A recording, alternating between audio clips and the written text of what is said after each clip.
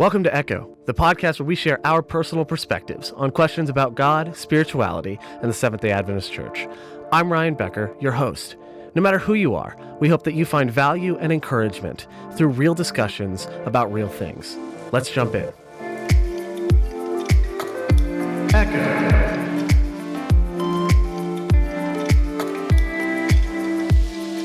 Welcome to Echo, the podcast where we talk about faith and life questions that young adults are asking and wrestling with. And today is a big one, and I say that knowing that most of our topics end up being big ones, but this one is something that I've particularly really struggled with, and it's something that I'm excited to talk about. And with me, I have two friends of mine that I also know are prone to get over-involved with things. And I say that in all of the love in the world, and saying that also as someone who also gets over-involved in things. And so our topic today is one that I think the three of us can relate to pretty well. And so I'm joined by two good friends, Luke and Casey. And why don't we just introduce ourselves? So Luke, why don't you start? All right. So I'm Luke Kendall, and I'm a junior in the nursing program at Southern. Awesome. And then Casey. I am Casey Vaughn, and I'm a pastor here in the Charlotte area, and I'm an animal enthusiast. An animal enthusiast. I was listening to a stand-up comic. You got lucky. I was listening to a stand-up comic recently, and he was talking about how when someone says they're an animal lover, he's like, no, you're not. It just means you love dogs and most cats. Like that. It's literally, it's like you're not out there like owning a giraffe or an elephant. If I could. Unfortunately, my apartment has rules. So the fact that you said animal enthusiast saves you from me roasting you over it. I just wanted everyone to know where I was thinking, where I would have gone. So you roasted me anyway. Yeah, basically. Okay, I wanted to roast you in my own unique way. So today we're talking about burnout in leadership, in serving. So this is, I think, going to go across the board between both if you're just serving at church or in school or wherever, and if you're actually leading as well. Mm-hmm. There's a way to be over-involved on both ends, whether you have authority or not. And for me, this has been a struggle.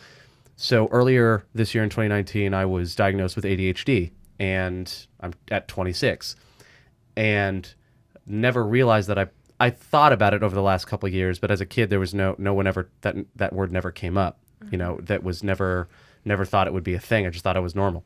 And then as it became more and more disruptive to me, I realized maybe I do. And yeah, turns out I do.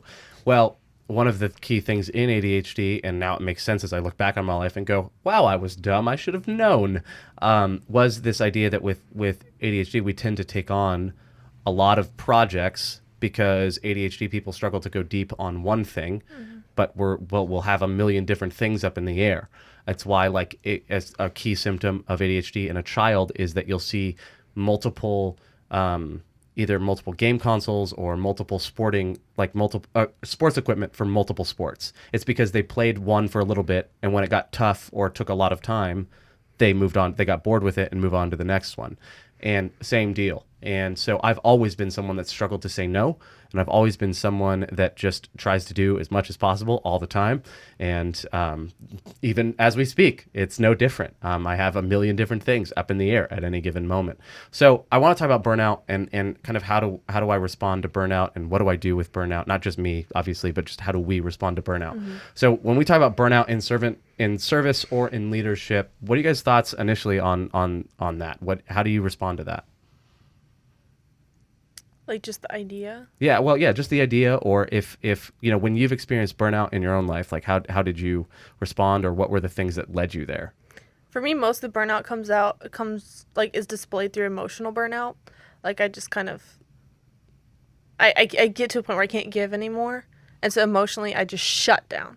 And I don't know if anyone's ever noticed, but as a leader, that's primarily what you have to do, is you have to be able to be emotional with people. And so for me, I don't know, that's my experience. That's the first thing that goes. And I'm just like, look, I don't want to talk to people. I don't want to see people. I don't like people. And so that's usually a pretty strong indicator that I need to take some time and take a break. Imagine that happening in a world where Netflix, just zoning out into a Netflix show wasn't possible. I think that's when they had books, right? I don't such know what thing those are. as I have woke. ADHD. I have no idea what those are. He saw one time. I think I found one. I love it. Even my Bible's on my phone. Come on now. No, and Luke, what about you? I agree with that. When I get burnt out, I usually end up like hermiting, kind of.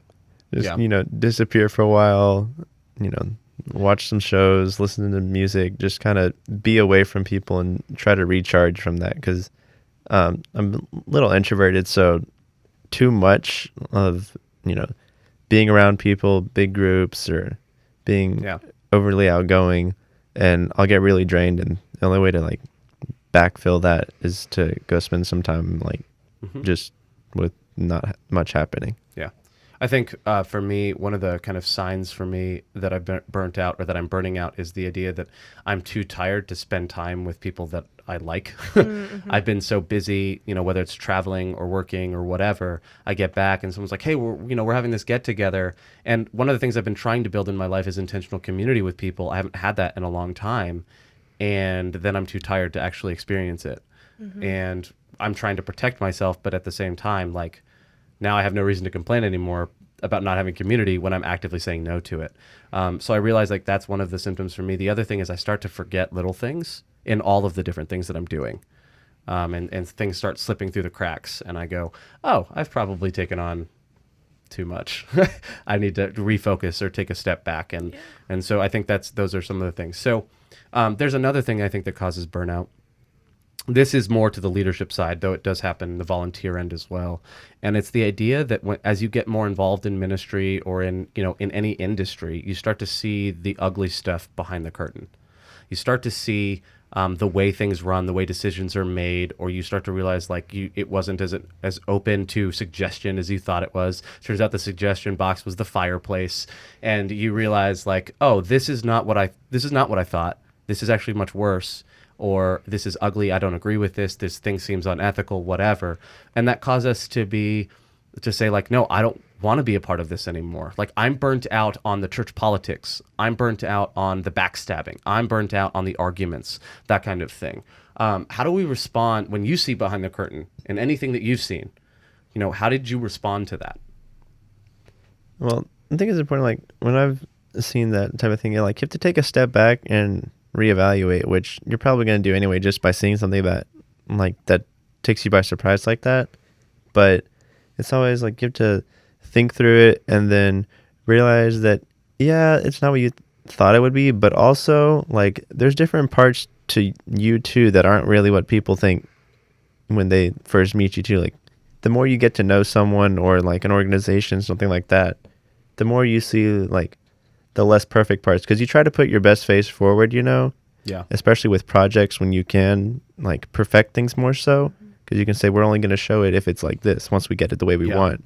And so the less good or polished parts kind of get hidden until they're ready, but once you get past that and see behind the curtain, you see the parts that aren't ready yet and that still need to be dealt with. And it can be easy to isolate those things and see that as what's the finished. Like because you may come into the process midway through the development of something, and someone may have suggested something a bad idea, or like it may be every good idea started probably as some weird bad idea, or came across, or at some point in the journey there was a decision that was against what it originally was, or something, and there was a crossroads where the team had to go. Now this isn't either. This is the new direction we're going, or we need to turn around and head the right one. And if you come into the journey in the middle of that process, you may think that this is really bad. You came in at a bad time, like literally. That's what it ends up being. And so you isolate that instead of seeing the entire experience and understanding that everything we do as humans is a journey, including the ideas and the initiatives that we create. And that is a process that gets messy. We disagree and we argue a lot. So I think reevaluating and getting some perspective is big. Taylor Swift said something that was rather profound once. She said, people are people. I love that you said once. Change. She said something profound once. No, not what I meant, but that's fine. No, people change. People are fluid. People are people. Nobody's perfect. And as much as that is not something that we want to hear when stuff is going through, I'm a pastor's kid. So not only from the pastor's position, but from the position of a child, I got to see the good, the bad, and the very ugly. And I think to a degree it desensitized me a little bit. But also my dad was a cop, so I'm used to seeing the ugliest of ugly in people, at least being aware of it. And so when you come to a church, you're going to have, we have fallen humanity. It's just, I kind of have a nihilistic perspective, I guess, on this. People are people and they're going to be bad and horrible sometimes, and we just have to suck it up and deal with it. But I think when it's affecting your spirituality, that's where the crossroads come in. That's where it can be really detrimental. Well, and I think, too, you're not saying, like, we just accept that people are bad and we just let them get away with being bad. No. But it is just accepting. I think the big lesson that I had to learn was to stop holding my leaders as basically stop idolizing them. Yeah. And you definitely. don't realize you're idolizing them. Like, you never idolize someone like some people do, but you never realize that's what you're doing when it comes to like your pastor, or you just start expecting them to be a certain way. Yeah. And what ends up happening, so let's take the case of like Bill Hybels in the Willow Creek Church in Chicago. All right. When all this stuff started coming out about his history of sexual harassment, people started jumping to his defense, his members did, because they said, oh, well, he's the one who baptized me. Like, he's the reason that I believe in Jesus. There's no way he would be capable of this. That's what you hold them in such a high regard. You start to believe that people are either only good or only bad, and there is no crossover. Good people, but good people do bad things. It's a psychological thing, actually. It is, it is entirely possible for you to be a good person and do bad things, and vice versa. I can think of, like, criminals tend to be, a mother or a father as well in occasions, and they feed their kid every day, and then they go and rob a bank at night. Like, they did something good and bad in the same day. That's oversimplifying it, but that's the... No, not too much. But a friend of mine said it this way. He's like, learn to hold your leaders in loose regard, and just let them be people. Let humans be humans, and because you also need to give yourself permission to be human. Yeah, exactly. So we often we idolize them because we are we're projecting what we hope we could be onto them. Yeah. And when they fail that, we go, oh, well, then there's no hope for me. I think it's something that's really important. We still hold them to standards. And so part of responding would be with always allowing them to be human, but also when there's something that needs to be said, say it. Yeah. It goes both ways. If there's something needs to be reported, report it. But also, I mean, that's not this part where you say, with something like that bad, that's not the part where you say, well, people are people, let's just let it go. That's the point when you say, okay, people are people, but we still need to be held to standards. And that's the point where you take action. And I think that's something that learning the balance of those things and not holding your leaders too high in regard, but keeping them to standards at the same time. Like, it's a very fine balance that I think we all have to learn. Yeah, I would agree with that. Luke, any thoughts on anything you've seen behind the curtain? Any time that you've had to recoil or reevaluate? It's kind of going off of what both of you were saying. Like, when you see people, like you were saying, we do tend to hold people in leadership positions up on a pedestal, or like say they're really bad. Like, there's no in between most of the time with people, but really there is, and it's like a scale. Like, if, for example, think like a light switch, either on or off, but there's also like dimmer switches, and people are more like dimmer switches. Because really there's different like levels kind of, but also at some point it is on and it is off, but there's definitely the in between, and that's where people live, is in the in between. Yeah, I'm picturing you like Forrest Gump sitting on a bench and just like, people are like a dimmer switch. Instead of life is like a box of chocolates. You never know what you're going to get. But no, that's a great analogy, and I would agree with that for sure. So, in the interest of what burnout causes you to do is say that it is really question whether or not you should stay involved, right? So that's what burnout sometimes it can makes cause you you want to to question walk the away. church altogether. Yeah, exactly. Your faith, everything. Yeah. And so when we talk about burnout, of course, behind the curtain is a part of that, but the other part of that is doubt.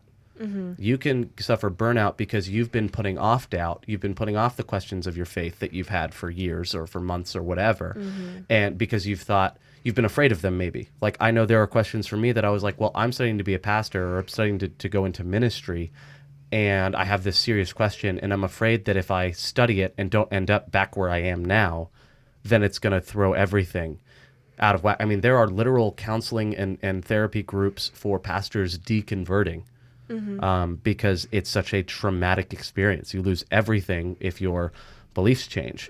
And so there's fear in dealing with some of those doubts, and that can cause burnout because you haven't actually addressed a real need to answer those questions. So here's the question that I have in the interest of, trying to seek answers and ask questions.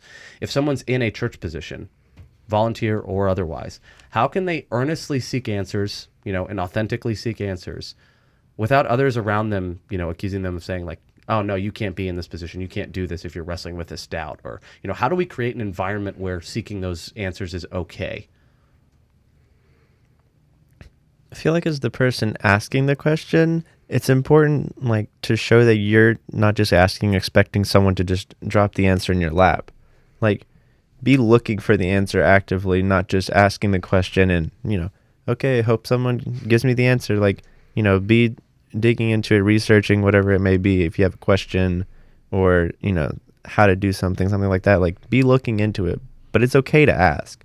But like, if you're showing that you have like an idea of what you might need to do, if you have like a problem you're trying to fix, if you have an idea for a solution, it might be the wrong one, but showing you thought to make one is a big step.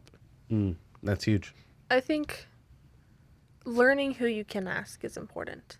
Finding people you can trust. Like for me, I'm really, really, really blessed and lucky that we have a ministerial director here in Carolina that I feel like I can trust pretty implicitly. And finding people, even if you're a pastor, even if there's people in your church, I happen to deeply love the people over 75 in my churches because they have nothing left to lose. Like, they're literally going to tell you their ideas of everything. I love how blunt that they can be. And so going to them being like, look, this is what I'm struggling with. First of all, they most likely have struggled with it before. They have years of experience. Yeah. And then secondly, they don't care. Like, I mean, they do care, but they don't. It's not like they're going to run around being like, well, the leader, the pastor said, they don't care. And they're just going to give you their honest opinion. And they're good to talk to. So finding people like that you can trust and do have the wisdom or have gone through before, that's pretty much my number one advice, I guess. I think the way we ask the questions matters. And I think there's this tendency. Depending on the person, yeah. There's this tendency for people to get, like, for young people especially, if you're a teenager or in the early young adult years, there's this kind of expectation that you're going to be a rebel, right? Yeah. And so if you ask a question, people may take that as you're just challenging to challenge. Yeah. And, well, we've already, we've had these beliefs for years, and people have studied these for thousands of years. Like, you just need to buy into it, right? Yeah. It's not like we just created these out of thin air yesterday, and you need to question them. So I think the way you ask the question of saying, like, hey, I'm really wrestling to understand this, and I need some help. I need to know where to go. It's not that I disagree, but I just don't know, and I want to know. I want to understand more. Can you help? I think I don't want to say that I'm blaming someone who may have been mistreated by someone they asked a question to, but at the same time, we can all learn to articulate our questions better. And I think that the way we ask and the way we state our motivations is really important. I'm kind of over. I tend to overshare. Shocker. But it's because I don't want anyone to question or say like, so you're implying this or that. Yeah. And I'm like, nah, I'm over that. I give caveats. Yeah. Like so many caveats. Like editor's note in this conversation. Every sentence. Yes. So yeah, I think, and I think also the other side of that is accepting that, yes, there's risk in seeking answers, and you may end up finding an answer that you don't like. Oh yeah. But I don't think that I think that the nature of faith and a transformational relationship with Jesus Christ is that it would transform you, which means there has to be something that changes and transforms. Exactly. If you read the Bible and you automatically agree with everything you see in there, if you agree with everything you see in there, like, there's some things you shouldn't agree with. Just go read the book of Judges for 5 minutes, and you'll find some stuff that you should not just be like, oh, yeah, I endorse that wholeheartedly. But then there's stuff that, you do need to eventually be able to agree with, but you may not now, and there's a journey to get there. Mm-hmm. And accepting that, there's some things that I'm probably not going to like off the bat. So I think we've hit 3 different areas of burnout, and I'm really grateful for us being able to do so. I don't hear these 3 talked about a whole lot. But any words of encouragement or final thoughts to someone who's in the burnout stage, who's feeling it and just doesn't know how they can go on right now? Just one. Don't put pressure on yourself to figure it all out as soon as possible. Take your time.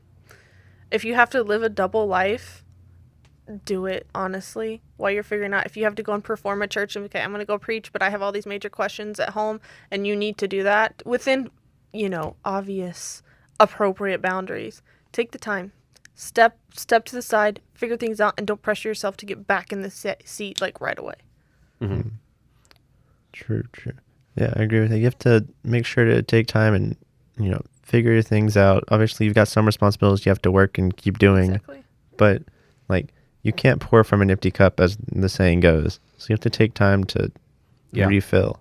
I think there is a balance of, keeping and, keep on keeping on and do what you need to do. But at the same time, if you do need to refocus and say, hey, I need a break. Exactly. And you can ask for a break. You're saying, I'm not quitting. I just really need to take a step back real quick. This is why I love with a lot of our positions in churches, like there are assistant treasurers to treasurers and things like that. Like there's a time to take a break and take a step back. The church will go on without you. Your organization, your workplace does not need you. And if you stop going tomorrow, they'll keep moving forward. They may be upset for a bit. They may trip. But they may get a little angry for whatever reason, but they'll keep going. I think we put too much pressure on ourselves, and we think that it all hinges on us, and we make ourselves more important than we're out to be. And I'm not saying you don't matter, but you probably don't matter as much as you think. As far as like responsibility. Yes, as far as responsibility. And so take a breather, take a step back and take care of yourself, because if the church does need you, they need you at your best, not your worst. To anyone who's burnt out, I would encourage you, take the space that you need, put the boundaries in your life that you need, and rest and recover, pray, and ask the questions that you need to ask. And thank you to Luke and Casey for being here. And if you want to check out more Echo content or more young adult content from the Carolina Conference, head on over to theprojectrefresh.org. Thanks. We'll see you next time.